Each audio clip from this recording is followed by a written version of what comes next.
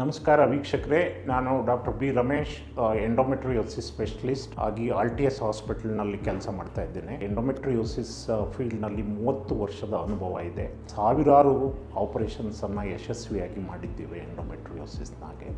ಈ ದಿವಸ ಎಂಡೋಮೆಟ್ರಿಯೋಸಿಸ್ ಅಂದರೆ ಏನು ಅಂತ ಅರ್ಥ ಮಾಡ್ಕೊಳ್ಳೋಣ. ಈ ಗರ್ಭಕೋಶ ನಿಮಗೆ ಗೊತ್ತೇ ಇದೆ. ಗರ್ಭಕೋಶದಲ್ಲಿ 3 ಪದರಗಳಿರುತ್ತೆ. ಇದರ ಒಳಪದರವನ್ನು ನಾವು ಎಂಡೋಮೆಟ್ರಿಯಮ್ ಅಂತ ಹೇಳ್ತೀವಿ. ಸೊ ಸಾಧಾರಣವಾಗಿ ಪ್ರತಿ ತಿಂಗಳು ಮಹಿಳೆಗೆ ಪೀರಿಯಡ್ಸ್ ಆದಾಗ ಆಲ್ಮೋಸ್ಟ್ 95% ಆಫ್ ದ ಬ್ಲಡ್ ಹೊರಗಡೆ ಹೋಗುತ್ತೆ ಪೀರಿಯಡ್ಸ್ ರೀತಿಯಲ್ಲಿ. ಇನ್ನೊಂದು ಸ್ವಲ್ಪ ಬ್ಲಡ್ ಟ್ಯೂಬ್ ಮುಖಾಂತರ ಹೊಟ್ಟೆ ಒಳಗಡೆ ಸೇರಿಕೊಳ್ಳುತ್ತೆ. ಈ ಬ್ಲಡ್ಡು ಹೊಟ್ಟೆ ಒಳಗಡೆ ಸೇರಿಕೊಂಡು ಡೆಪಾಸಿಟ್ ಆಗುತ್ತೆ ಹೊಟ್ಟೆನಲ್ಲಿ, ಅಂದರೆ ಗರ್ಭಕೋಶದ ಸುತ್ತಮುತ್ತ. ಸೊ ಇದು ಸ್ವಲ್ಪ ಫಸ್ಟು ಡೆಪಾಸಿಟ್ ಆಗಿ ಅದು ಬೆಳೀತಾ ಹೋಗುತ್ತೆ.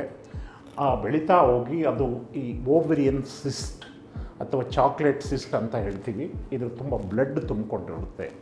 ಸೊ ಅದು ಓವರಿನಲ್ಲಿ ಅಥವಾ ಅಂಡಾಶಯದಲ್ಲಿ ಸಿಸ್ಟ್ ಫಾರ್ಮೇಷನ್ ಆಗುತ್ತೆ. ಅದನ್ನು ಎಂಡೋಮೆಟ್ರಿಯೋಮಾ ಅಂತ ಹೇಳ್ತೀವಿ. ಹಾಗೆಯೇ ಅದು ಪೆರಿಟೋನಿಯಮ್ ಇರ್ಬೋದು, ಅಥವಾ ಈ ಇಂಟೆಸ್ಟೈನ್ ಇರ್ಬೋದು, ಅಥವಾ ಲಿಗಮೆಂಟ್ಸ್ ಇರ್ಬೋದು, ಅಥವಾ ಬ್ಲ್ಯಾಡರ್ ಇರ್ಬೋದು. ಯಾವುದೇ ಒಂದು ಸುತ್ತಮುತ್ತ ಇರತಕ್ಕಂಥ ಆರ್ಗನ್ಸ್ನಲ್ಲಿ ಬೆಳವಣಿಗೆ ಆಗಿಬಿಟ್ಟು ಅತೀವ ನೋವನ್ನು ಕೊಡುತ್ತೆ. ಇದರ ಲಕ್ಷಣ ಏನು ಅಂತ ಅಂದರೆ, ಮಹಿಳೆಗೆ ಪೀರಿಯಡ್ಸ್ ಆಗುತ್ತ ಸಮಯದಲ್ಲಿ ತುಂಬ ನೋವು ಬರುತ್ತೆ, ಒಂದನೇದು. ಎರಡನೇದಾಗಿ ಅವರಿಗೆ ಮಕ್ಕಳಾಗೋದಿಲ್ಲ ಅಷ್ಟು ಸುಲಭವಾಗಿ.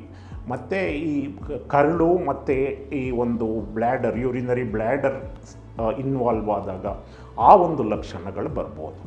ಸೊ ಇದು ಒಂದು ಬೇಸಿಕ್ ಅಂಡರ್ಸ್ಟ್ಯಾಂಡಿಂಗ್.